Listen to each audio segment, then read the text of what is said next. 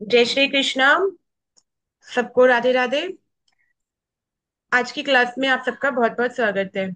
आज की जो हमारी वर्कशॉप है वो है स्पेशल घुटनों के ऊपर, कि जिनके घुटनों में पेन रहता है वो क्यों रहता है और उसका क्या ट्रीटमेंट कर सकते हो। और मैं आपको इसे एस्ट्रोलॉजिकल रेमेडी भी बताऊंगी। और पुराने समय में जो हमारे बड़े बुजुर्ग हम करते थे, रेमेडीज करते थे, छोटी छोटी एक रिचुअल्स करते थे, उससे भी ना हमारी बहुत सारी प्रॉब्लम्स ना दूर हो जाती थी। तो सबसे पहले हम आते हैं अपने कि घुटनों के दर्द के पीछे का इमोशनल कारण क्या है। हमारे जो घुटने होते हैं वो किस लिए होते हैं? हमारे जो घुटनों के ऊपर क्या होता है? हमारे वजन होता है, हमारा भार होता है, ठीक है, हमारी रिस्पॉन्सिबिलिटी होती है। घुटनों पर जो एक रिसर्च में पाया गया है कि जो व्यक्ति जरूरत पड़ने पर एक्यूरेट डिसीजन नहीं ले पाते या उससे भागने की कोशिश करते हैं, जो रिस्पॉन्सिबिलिटी उन्हें उठानी चाहिए उसे नहीं उठा रहे हैं, उस वजह से उनको पेन आता है।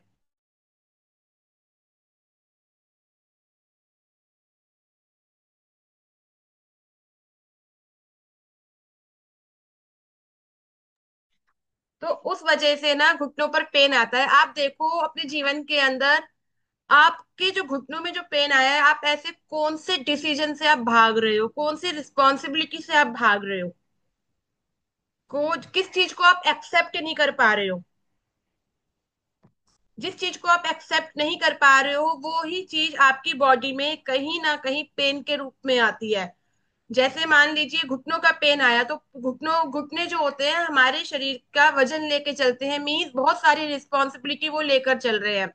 अगर आप अपने जीवन के अंदर रिस्पॉन्सिबिलिटी से भाग रहे हो तो कहीं ना कहीं क्या है कि आप परेशान हो, आपको डर है कि कहीं कुछ गलत ना हो जाए, आप अपनी लाइफ को फ्लेक्सिबल नहीं बना पा रहे हो। जिन लोगों का नेचर स्टबर्न हो जाता है या जो अपनी लाइफ में फ्लेक्सिबिलिटी नहीं ला पाते, उन लोगों के अंदर नी पेन्स आता है। मैं आपको एक स्लाइड्स के माध्यम से दिखाती हूँ, मैंने कुछ आप लोगों के लिए नोट्स तैयार किए थे।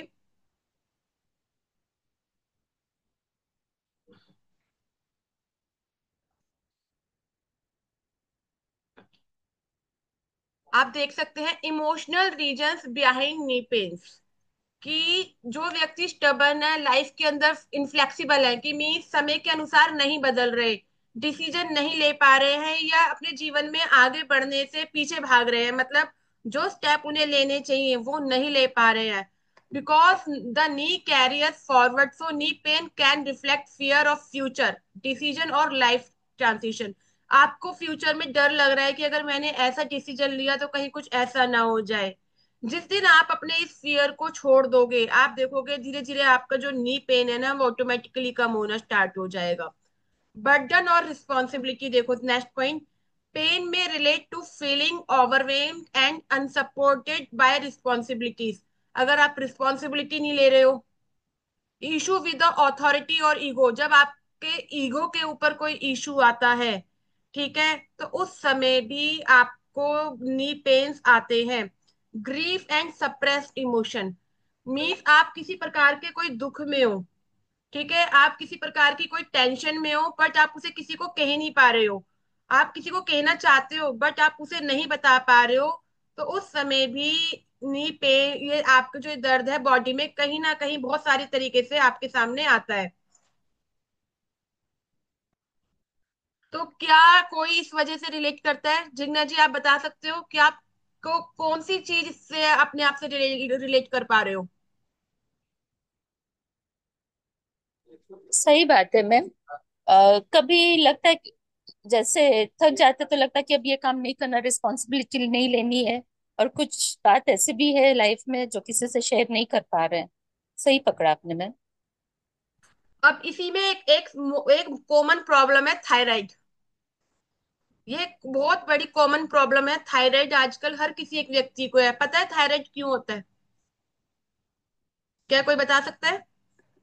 अपने आप को अनम्यूट कर कर। मैम मैं बोलूं? हाँ बोलो। मैम शायद अपने आप को ठीक से एक्सप्रेस नहीं कर पाते, तो उससे भी थायराइड होता है। यस, एक वेरी रीजन गुड। ये हो सकता है।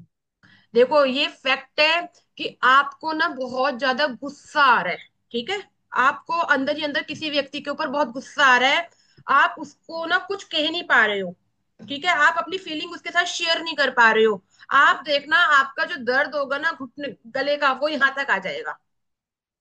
ये वो जब व्यक्ति अंदर ही अंदर घुटता है ना, तो वो थायराइड के रूप में आता है। जब व्यक्ति अपनी फीलिंग शेयर नहीं कर पाता, आप देखना जब अब आप अपनी फीलिंग शेयर कर देते हो, चाहे प्यार से करते हो चाहे लड़ झगड़ कर करते हो, तो उस समय ना आपको बहुत रिलीफ महसूस होता है। तो बहुत सारी चीजें ना आपके इमोशन से जुड़ी हुई हैं। अगर आप अपनी फीलिंग्स को सही समय पर शेयर नहीं कर पा रहे हो, एक्सप्रेस नहीं कर पा रहे हो, तो वो आपकी बॉडी में कहीं ना कहीं किसी न किसी रूप में पेन का असर ले लेंगी। क्या कोई मुझे बता सकता है कि कैंसर क्यों होता है और किन को होता है? मैम बोलूं? हाँ हाँ, बोलो। गुस्सा को अंदर ही अंदर दबा के रखा, वो लॉन्ग टर्म में वही कैंसर बन के बाहर निकलता है। वेरी गुड, एक पॉइंट सही है, और बताओ। जब आपको आपका अपना सबसे नजदीकी व्यक्ति धोखा दे दे, उस समय जो ग्रीफ होता है वो कैंसर के रूप में बाहर निकल कर आता है।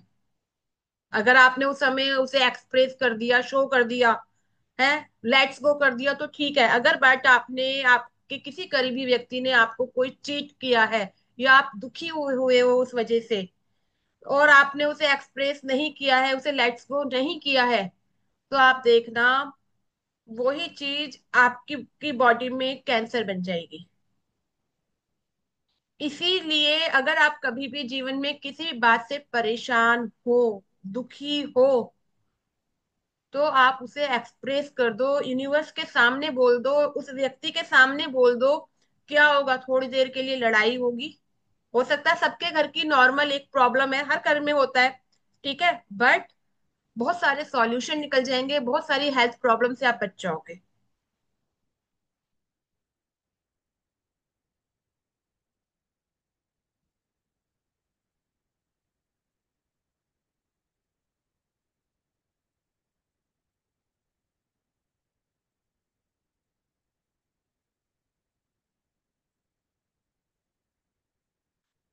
समझ में आया ये इतनी बातें?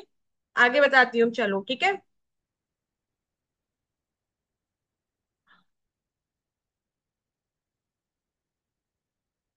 अब इसको तरीके से मैं सबसे पहले आपको इमोशनल हीलिंग अप्रोच, आपने ईएफटी टेक्निक तो सुना ही होगा, कि हम एक क्लैप के माध्यम से हम अपने आप को हील करते हैं, ठीक है। तो आप इसके लिए ईएफटी टेक्निक यूज कर सकते हो।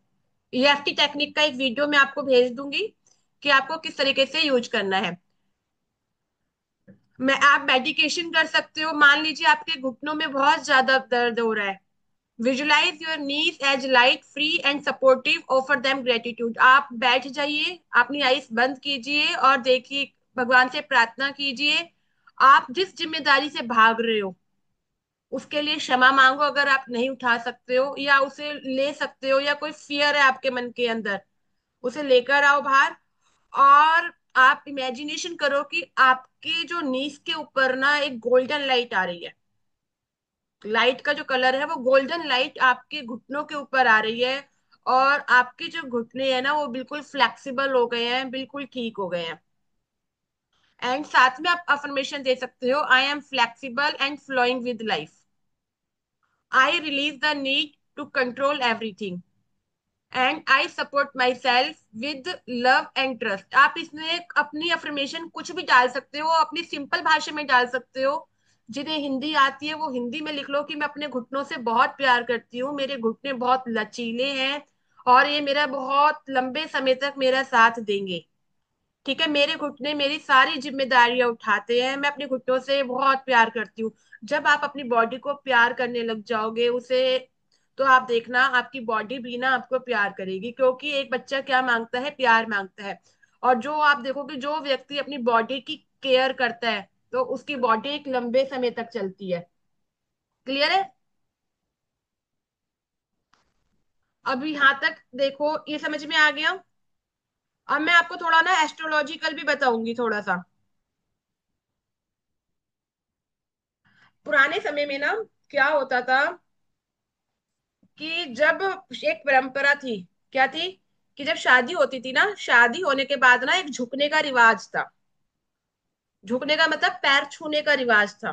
भाई अगर जो लोग कैमरा ऑन कर सकते हो कर लो, क्योंकि मैं अकेले अकेले नहीं पढ़ा सकती। ठीक है? रिकॉर्डिंग देनी होती तो मैं वैसे ही दे देती। क्या था कि एक रिवाज था झुकने का। पैर छूने की परंपरा किसके घरों में थी, ये बताओ, कौन कौन किस किसने अपने सासू माँ और सासू ससुर जी के पैर छुए हैं और आज भी छूते हैं? जिग्ना जी। ठीक है जिग्ना जी। पहले पैर कैसे छूते थे? ऐसे दबा दबा के छूते थे ना, मैंने अपनी मम्मियों को देखा है, हम तो नहीं छूते अब। अब वो नहीं है, पर अब पहले कैसे छूते थे? पैर ऐसे छुआते थे, पिंगलियों को ऐसे दबाते थे। ठीक है? को आज अब भी अब दबाता है कोई आज के समय में ऐसा? ऐसे कोई पैर छूता है आज? नहीं छूता। तो पहले के समय में जब ऐसे पैर छूते थे, तो जब आप सासू माता के पैर छूते थे या अपने से बड़ों के पैर छूते थे, तो आप देखना उस समय की लेडीज को ना कभी घुटनों की प्रॉब्लम नहीं हुई। बट आज के समय में क्या है, घुटने घुटने झुक ना जाए, हमारी कमर भी बैंग ना हो जाए, और इसलिए कमर का इशू, घुटनों का इशू बहुत ज्यादा है। अब मैं इसको आपको एस्ट्रोलॉजिकल लेके चलती हूँ। कितने लोग एस्ट्रोलॉजिकल जुड़े हुए हैं यहाँ पे? कितने लोगों को एस्ट्रोलॉजी आती है? चलो ठीक है, कोई बात नहीं, पर मैं आपको डायरेक्ट चीजें बताऊंगी जिससे आपको इजीली क्लियर हो जाएगा। मैं बहुत सारी चीजें अपने माइंड से निकाल कर लेकर आ रही हूँ आप लोगों के साथ शेयर करने के लिए, कि जिससे हर व्यक्ति को उसका बेनिफिट मिले।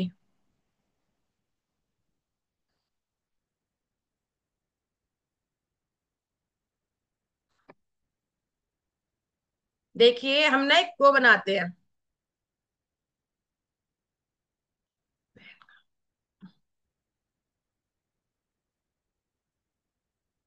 जब हम एस्ट्रोलॉजी का चार्ट कुंडली बनाते हैं, तो इस तरीके से हम एक कुंडली बनाते हैं। देखो सभी ना सही से बन नहीं पाएगी, पर समझ जाना क्या बनाई है मैंने।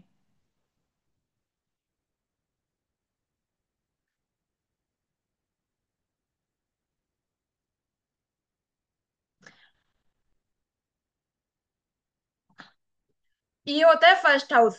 ये पूरे 12 घर है। इनको पूरे 1 2 3 4 5 6 7 8 9 10 11 एंड 12। ठीक है? ये फर्स्ट हाउस क्या होता है? ये आपका खुद है। ठीक है? आप फेस हो, ये आप खुद को रिप्रेजेंट करता है। सेकंड हाउस होता है ये आपकी फैमिली। ठीक है? आपकी शादी से पहले वाली फैमिली। थर्ड हाउस आपके छोटे भाई बहन। फोर्थ हाउस आपकी मदर। फिफ्थ हाउस आपके बच्चे। सिक्स्थ हाउस, सिक्स्थ हाउस कौन हो जाएगा? मामा। सेवंथ हाउस आपके स्पाउस, आपके हस्बैंड, हस्बैंड या वाइफ, ये आपकी हस्बैंड वाइफ की फैमिली। आठवां घर आपका ससुराल। नौवां घर आपके पापा, पिताजी। 10वां घर आपका कर्म। 11वां घर आपका प्रॉफिट, और 12वां घर मोक्ष। ठीक है? बट अब यहाँ पे दूसरे, मैं डायरेक्ट वे में समझाती हूँ, समझो।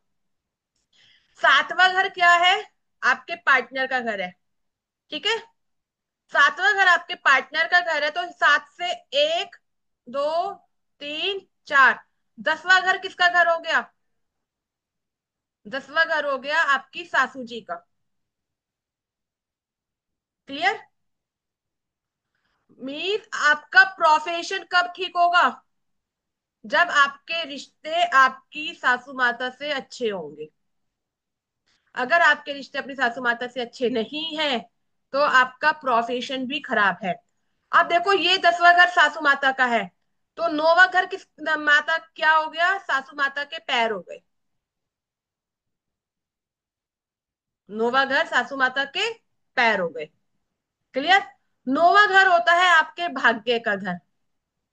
9वें घर से आपका भाग्य भी देखा जाता है। अब मैंने आपको एक समझाया कि क्या, जब शादी होती है उस समय पैर छुए जाते थे मैंने एक अपना जो बैनर लिखा था कि अगर आप अपनी सासू माता के पैर छूते हो, बड़ों के पैर छूते हो, तो आपके घुटनों में कभी भी दर्द नहीं हो सकता। यही था मेरा मेरा स्लोगन। तो मीन्स अगर आप अपने भाग्य में वृद्धि चाहते हो, कि आप चाहते हो कि आपका भाग्य आपका हमेशा चमकता रहे, आपके घुटने हमेशा सलामत रहे, तो आपको क्या करना होगा? अपनी सासू माता के चरणों को रोज दबाना होगा, उनकी सेवा करनी होगी, तो आपका भाग्य भी मजबूत होगा, और आपकी क्या होगी, आपके घुटने भी अच्छे रहेंगे। ये मैंने एक ऐसी, ये एक नॉर्मल ऐसी ये एक ऐसे जनरल रेमेडी बता रही हूँ कि इसे आप इसके अंदर आपको किसी भी व्यक्ति की कोई कुंडली नहीं देखनी। अभी इसे और समझाती हूँ। अगर किसी का डाउट है यहाँ पे तो बताओ, मैं अभी इसके आगे और चीजें भी समझाऊंगी अभी। बट ये एक चीज ऐसी है, जिन्हें कुंडली देखनी नहीं आती, जिन्हें एस्ट्रोलॉजी नहीं आती, वो नॉर्मली भी इस रेमेडी को हर किसी एक व्यक्ति को करा सकते हैं। सबसे पहले रिश्ते सुधर जाएंगे, भाग्य में वृद्धि होगी।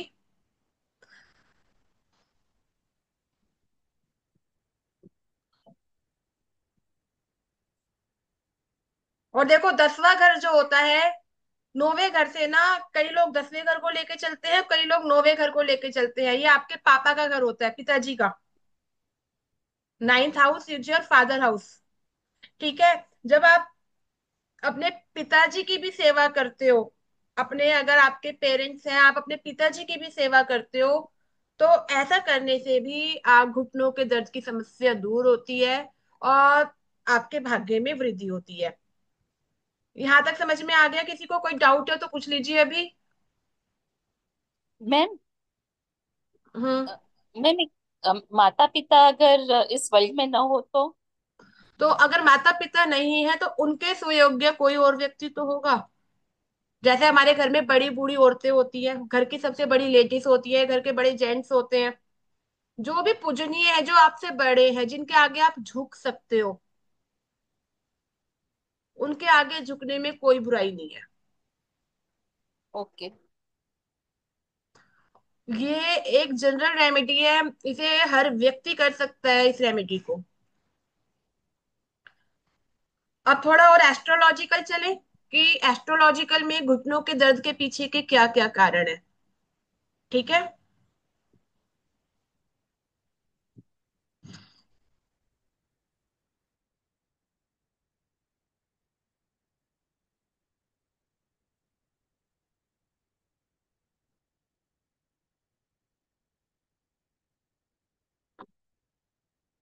देखिए, मेरी स्लाइड शो हो रही है आपके साथ। ज्योतिष के अनुसार जो घुटनों के जो दर्द के कारण क्या होते हैं, 10वां घर, 10वें घर को घुटनों से देखा जाता है। ठीक है? सबको जो सब जानते हैं कि 10th हाउस जो रिलेट करता है वो आपके घुटनों से रिलेट करता है। अब 10वें घर में बैठे हुए ग्रह वो बताएंगे कि आपके घुटने कैसे रहने वाले हैं। अगर 10वें घर का जो मालिक होता है वो शनि होता है, क्योंकि कुंभ की राशि होती है 10वें घर के अंदर। अगर सीरीज वाइज जाओगे तो 10वें घर में जो जो राशि आती है वो कैप्रिकॉन राशि आती है, और कैप्रिकॉन राशि के जो मालिक होते हैं वो शनि देव होते हैं। और शनि कौन है? हमारे कर्म कारक। कहते हैं ना कि आपको आपके कर्मों की सजा मिलेगी। शनि है आपके कर्मों के कारक। तो अगर कुंडली के अंदर शनि देव भगवान किसी भी प्रकार से पीड़ित हो जाते हैं, नीच के हो जाते हैं, या छठे आठवें 12वें भाग में आ जाते हैं, या शनि की दशा महादशा चल रही होती है, तो उस समय घुटनों में दर्द, अर्थराइटिस, गठिया जैसी प्रॉब्लम्स हो जाती हैं।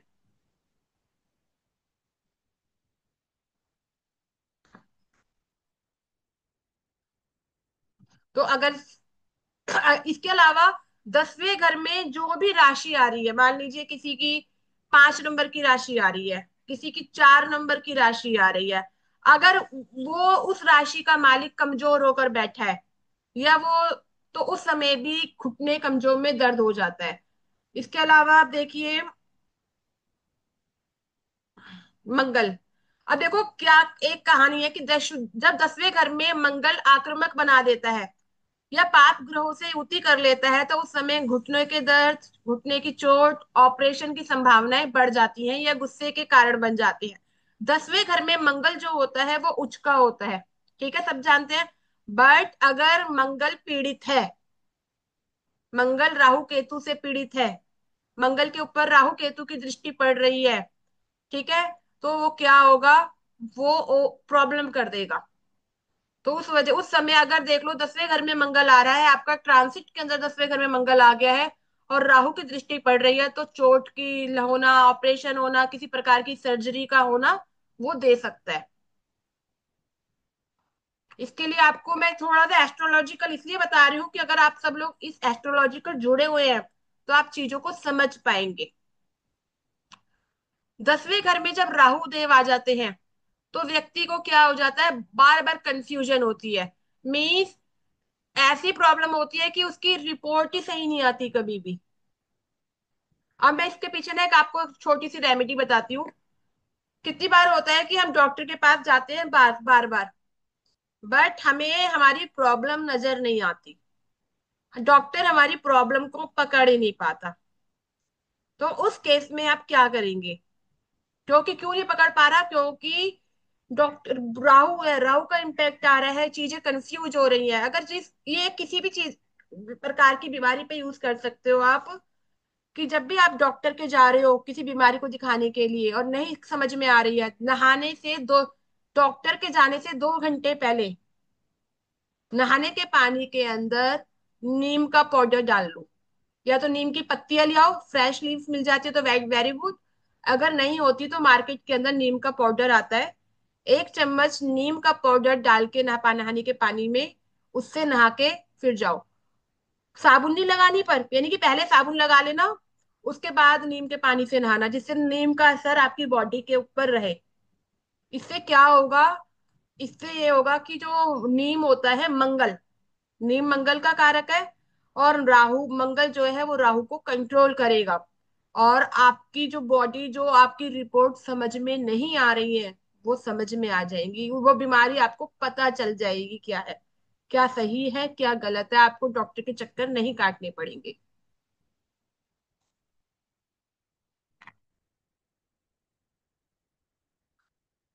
क्लियर है सबको?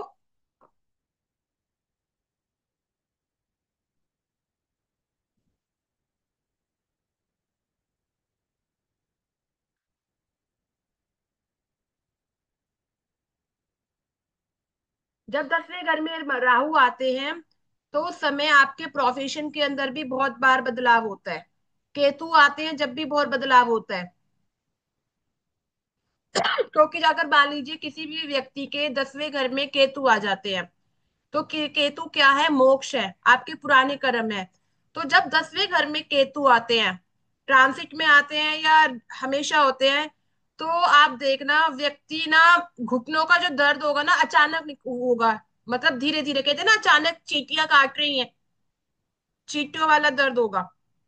और व्यक्ति की अगर मैं बिजनेस के लाइन में बताऊं, तो जब केतु 10वें घर में आएंगे तो व्यक्ति ना अपनी जॉब में स्टेबल नहीं रह पाता, बार बार बदलता है, क्योंकि वो सेटिस्फाई नहीं होता। अगर 10वें घर में केतु है तो आप देखना, ऐसा व्यक्ति ना अपनी सासू माता से कभी सेटिस्फाई नहीं होने वाला।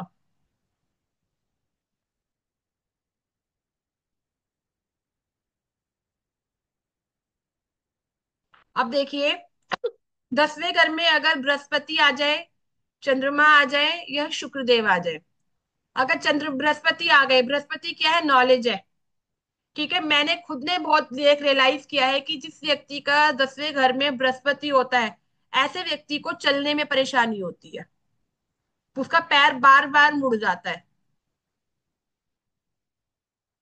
पैरों की कमजोरी हो के दो कि चलने में किस प्रॉब्लम आएगी।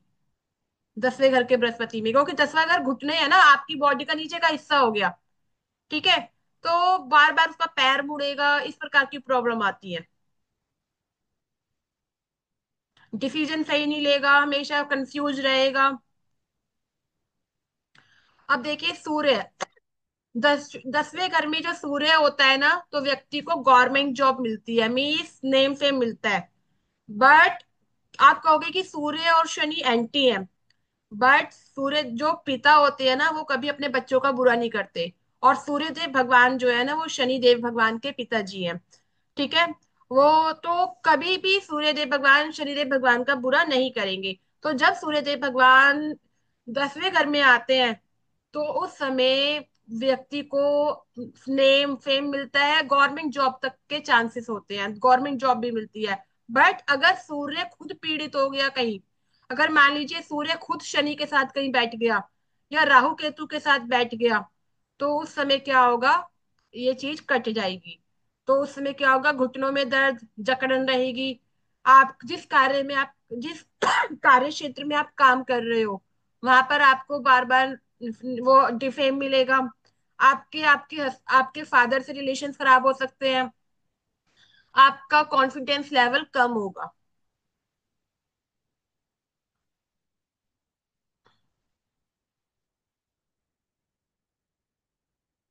अगर 10वें घर में एक साथ तीन या तीन से अधिक ग्रह अशुभ ग्रह आ जाते हैं, तो उस कंडीशन में क्या होता है, घुटनों में बहुत ज्यादा प्रॉब्लम हो जाती है। जैसे मान लीजिए शनि देव भी आ गए, राहु भी आ गए, तो क्या होगा, और ऊपर से मंगल की दृष्टि भी पड़ गई, तो मीन्स आप देखोगे बहुत टेंशन होगी वहां पर।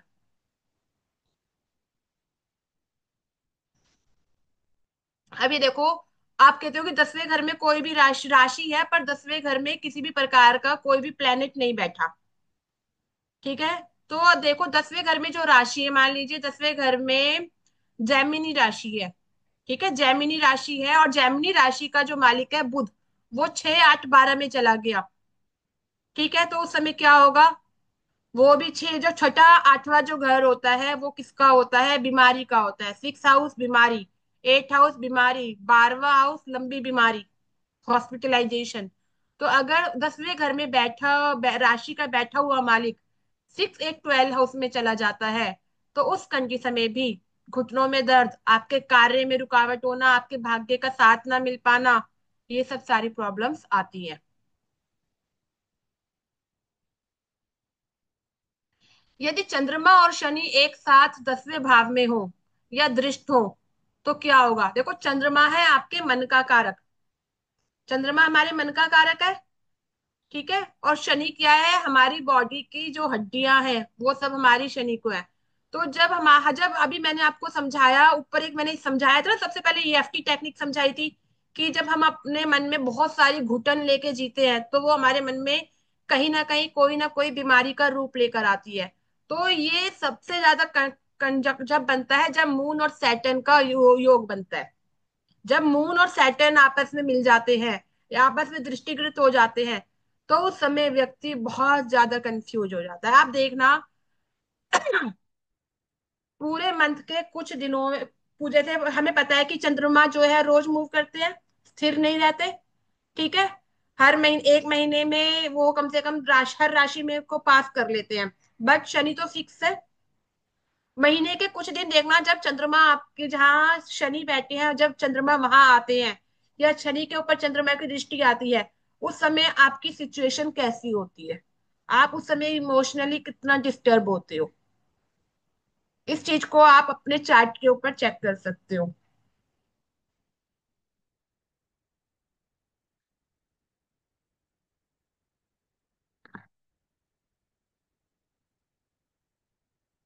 राहु और केतु का प्रभाव, केतु का संबंध, जैसे केतु जो होता है, हमारे पुराने रोग होते हैं, पुराने कर्म होते हैं, या अचानक से होने वाले दर्द होते हैं।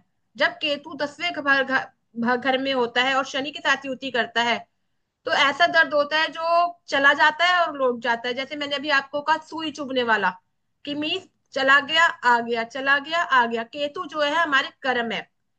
आप देखना, केतु जो होते हैं ना, वो आपको, अगर किसी भी व्यक्ति का केतु देखना फर्स्ट हाउस में आ रहा है, तो आप नोटिस कर सकते हो कि उसके फैमिली में से ना कोई व्यक्ति कभी घर छोड़ के गया होगा।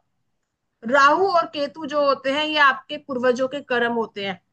आपकी दादा फैमिली, आपकी नाना फैमिली, जिस घर में वो बैठे होते हैं तो उससे रिलेटेड वो कहीं ना कहीं वो आप उससे सफर कर रहे होते हो उन चीजों को। अब इसकी रेमेडीज देख लो क्या है। अगर मान लीजिए आपका अशुभ ग्रह शनि है, आपका शनि ग्रह पीड़ित है, तो क्या होगा? गाठी गठिया, अर्थराइटिस की प्रॉब्लम, भारीपन जीवन में बहुत देर तक। तो ऐसे कंडीशन में आपको क्या करना है? शनिदेव भगवान को पीपल में दीपक जलाना है, मतलब दीपक शनिदेव भगवान को हर शनिवार को पीपल के पेड़ के आगे दीपक जलाना है और शनि के मंत्र का उच्चारण करना है। अगर मान लीजिए मंगल पीड़ित होगा तो क्या होगा? व्यक्ति को चोट लगेगी, ऑपरेशन हो सकता है, बहुत तेज गुस्सा आएगा। तो ऐसी कंडीशन में आपको मंगल मंत्र का जाप करना है और गुड़ और मसूर दाल मंदिर में दान में दे देनी है। अगर राहु है तो आपको कंफ्यूजन बनी रहेगी, कोई रहस्यमय दर्द होगा जो बाहर ही नहीं आ रहा होगा, जिसकी कोई पता ही नहीं चल रहा होगा कि ये दर्द किस वजह से है, बार बार कंफ्यूजन होगी।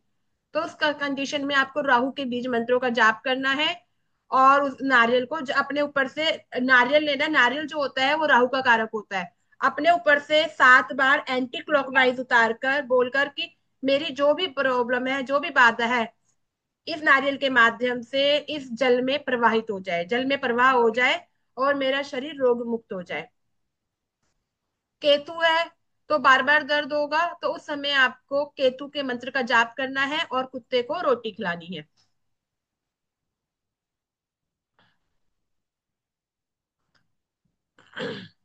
मंत्र लिखा है ओम शम शनेश्वराय नमः। ठीक है। इसकी मंत्रों की मैं वीडियो भेज दूंगी। अगर लिंक अभी मीटिंग खत्म हो जाएगी तो सेम लिंक पे रिज्वाइन कर लेना। आपकी जो भी क्वेरीज होगी वो मैं अभी आपके साथ ही ले लूंगी। ठीक है। और देखिए अगर 10वां घर कमजोर है तो आप उसमें बैठे हुए राशि के प्लेनेट के मंत्र का जाप भी कर सकते हो। मान लीजिए 10वें घर में चंद्रमा की राशि है, ठीक है, तो आप चंद्रमा के मंत्र का उच्चार जाप कर सकते हो।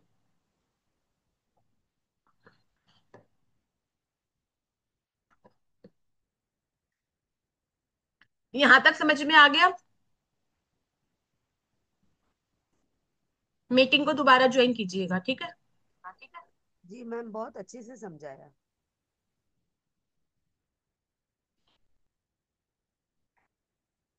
मैम, जी। ये हमें नेटल चार्ट में देखना है ना? हाँ जी।